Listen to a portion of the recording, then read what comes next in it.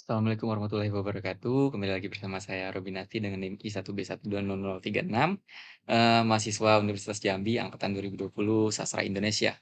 Di sini saya ingin mengulas kembali materi dari mata kuliah Perencanaan Bahasa, yaitu pada materi pertama masuk pada materi pertama kita memahami sejarah dan fungsi bahasa. Yang pertama, bahasa adalah sistem lambang bunyi, ujaran yang digunakan untuk berkomunikasi oleh masyarakat pemakainya. Menurut Krida Laksana, Djoko Kendjono yang sejalan dengan Barber, mengatakan bahasa adalah sumber bunyi yang arbitrernya yang digunakan oleh para anggota kelompok sosial untuk bekerja sama, berkomunikasi, dan mengidentifikasi diri. Bahasa Indonesia merupakan hasil pertumbuhan dan perkembangan bahasa Melayu. Bahasa Indonesia memiliki fungsi sejalan dengan kedudukannya, yaitu bahasa nasional, kedudukannya di atas bahasa daerah. Dalam kedudukannya sebagai bahasa-bahasa, Indonesia berfungsi sebagai lambang kebanggaan, lambang identitas, alat pemersatu berbagai suku bangsa, alat perhubungan antar daerah, dan alat antar budaya. Sejarah dan fungsi bahasa. Kedua itu ada bahasa negara, bahasa kesatuan negara Republik Indonesia memiliki 4 fungsi sebagai berikut. Pertama, bahasa resmi kenegaraan. Kedua, bahasa pengantar di dunia pendidikan. Yang ketiga, alat perhubungan pada tingkat. Yang keempat, alat pengembangan kebudayaan dan iptek. Banyak faktor yang menyebabkan sebuah bahasa hilang.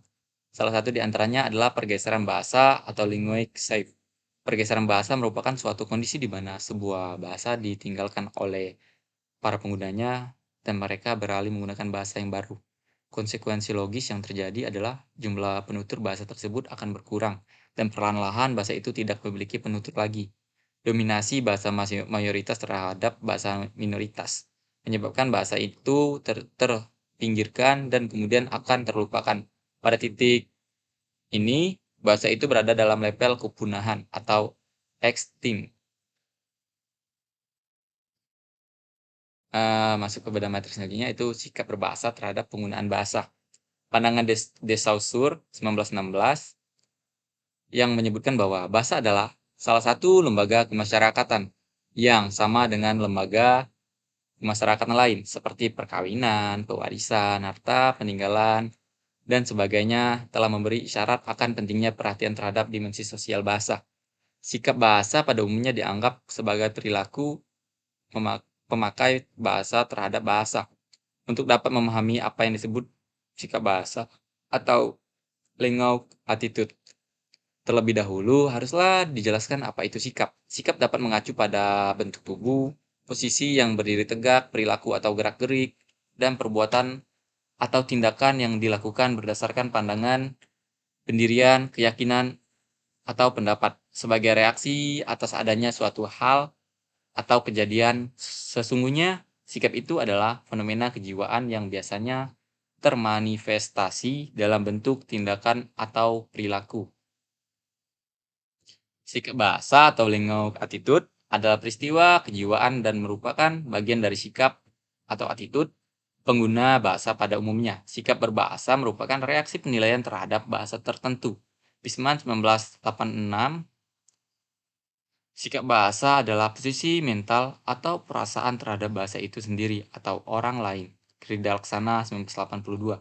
Kedua pendapat di atas menyatakan bahwa sikap bahasa merupakan reaksi seseorang atau pemakai bahasa terhadap bahasanya maupun bahasa orang lain, seperti dikatakan Richard et al. Dalam Longman Dictionary of Applied Linguistics 1985 bahwa sikap bahasa adalah sikap pemakai bahasa terhadap keanekaragaman bahasanya sendiri maupun bahasa orang lain. Garvin de Mathew 1968 merumuskan 3 ciri sikap bahasa, yaitu yang pertama, 1. Kesetiaan bahasa atau lingual loyalty yang mendorong masyarakat suatu bahasa mempertahankan bahasanya, dan apabila perlu mencegah adanya pengaruh bahasa lain. Kesetiaan bahasa adalah sikap yang mendorong suatu masyarakat bahasa dalam mempertahankan kemandirian bahasanya, meskipun apabila perlu, sampai dengan terpaksa mencegah masuknya pengaruh asing. Yang kedua, kebanggaan bahasa, linguistic pride, yang mendorong seseorang mengembangkan bahasanya dan menggunakan sebagai lambang identitas dan kesatuan masyarakat. Kebanggaan bahasa merupakan sikap yang mendorong suatu masyarakat bahasa menjadikan bahasanya sebagai lambang identitas pribadi atau kelompoknya, sekaligus membedakannya dari orang atau kelompok lainnya. Yang ketiga, kesadaran adanya norma bahasa atau awareness of the norm, yang mendorong orang menggunakan bahasa dengan cermat dan santun merupakan faktor yang sangat besar pengaruhnya terhadap perbuatan, yaitu kegiatan menggunakan bahasa atau linguagus. Sikap positif bahasa adalah penggunaan bahasa sesuai dengan kaidah bahasa dan sesuai dengan situasi kebahasaan, hal-hal yang menunjukkan sikap positif seseorang terhadap bahasanya antara lain. Satu, memakai bahasa sesuai dengan kaidah dan situasi kebahasaan. Kedua, memakai bahasa sendiri tanpa dicampur dengan bahasa asing. Walaupun lawan bicara mengerti maksud pembicara tersebut, alangkah lebih baik menggunakan bahasa sesuai dengan bahasa Indonesia yang baik dan benar. Dengan sikap seperti itu berarti kita bangga akan bahasa kita sendiri.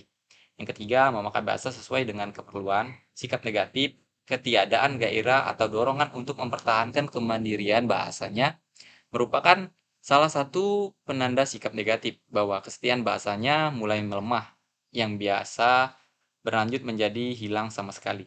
Sikap negatif terhadap bahasa dapat juga terjadi bila orang atau sekelompok orang tidak mempunyai lagi rasa bangga terhadap bahasanya dan mengalihkan kepada bahasa lain yang bukan miliknya. Hal tersebut dapat dipengaruhi oleh beberapa faktor, yaitu antara lain faktor politis, faktor etnis, ras, gengsi, menganggap bahasa tersebut terlalu rumit atau susah, dan sebagainya.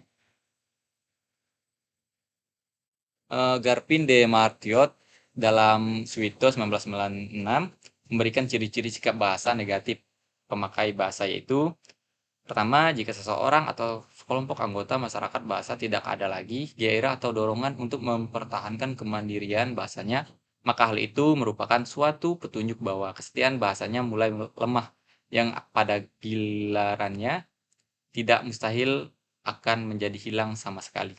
Yang kedua, jika seseorang atau sekelompok orang sebagai anggota masyarakat tidak ada rasa bangga terhadap bahasanya dan mengalihkan kebanggaannya kepada bahasa lain yang bukan miliknya. Ketiga, jika seseorang atau sekelompok orang sebagai anggota masyarakat sampai kepada ketidaksadaran akan adanya norma bahasa, sikap demikian biasanya akan mewarnai hampir seluruh perilaku berbahasanya. Mereka tidak ada lagi dorongan atau merasa terpanggil untuk memelihara cermat bahasanya dan santun bahasanya.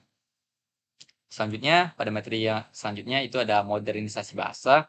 Bahasa yang modern adalah bahasa yang memiliki kemampuan mewadahi konsep-konsep ilmu pengetahuan dan teknologi modern dan menjaga stabilitas komunikasi dengan sesamanya. Acuan pengertian satu bentuk dipahami oleh orang kedua seperti yang dimaksud oleh orang pertama atau pembicara, dan sama pula dengan pengertian yang berkembang di tengah-tengah masyarakat. Dampak positif dari modernisasi bahasa yaitu keberhasilan di dalam perencanaan bahasa, khususnya dalam kedudukannya bahasa Indonesia sebagai bahasa nasional dan bahasa negara. Kedua, berbagai aspek kehidupan tertuang dalam berbagai tulisan di media cetak dan elektronik, wawancara, dialog, ataupun gelar bicara. Dapat berkomunikasi dengan warga negara lain yang bahasanya tidak sama dengan bahasa Indonesia melalui bahasa internasional. Materi selanjutnya itu ada interdisiplin bahasa. Bidang linguistik interdisipliner merupakan kajian gabungan dua disiplin ilmu, yaitu kajian bahasa dan kajian ilmu. Ilmu lain dari luar bahasa yang termasuk dalam bidang linguistik interdisipliner adalah fonetik, stilistika, filsafat, bahasa psikolinguistik, sosiolinguistik, etnolinguistik, filologi, semiotika, epigrafi, antropologistik, linguistik, forensik, neurolinguistik, patologi bahasa, genolinguistik, ekologi bahasa, dan ekolinguistik.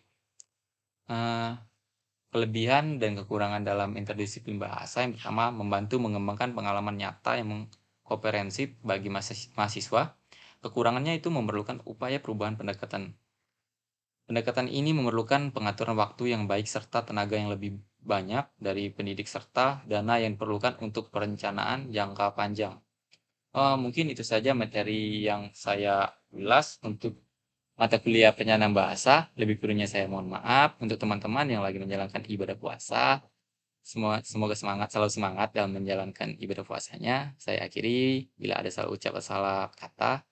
Wabillahi taufiq wal hidayah. Wassalamualaikum warahmatullahi wabarakatuh. Untuk artikel jurnal yang saya ambil yaitu dengan judul "Sikap Berbahasa Indonesia Masyarakat Desa Pisoloro, Kecamatan Bungaya, Kabupaten Goa." Artikel jurnal ini juga udah terakreditasi pada Sinta, untuk pengecekannya bisa dicek langsung, kalau jurnal ini udah terakreditasi sama Sinta. Terima kasih.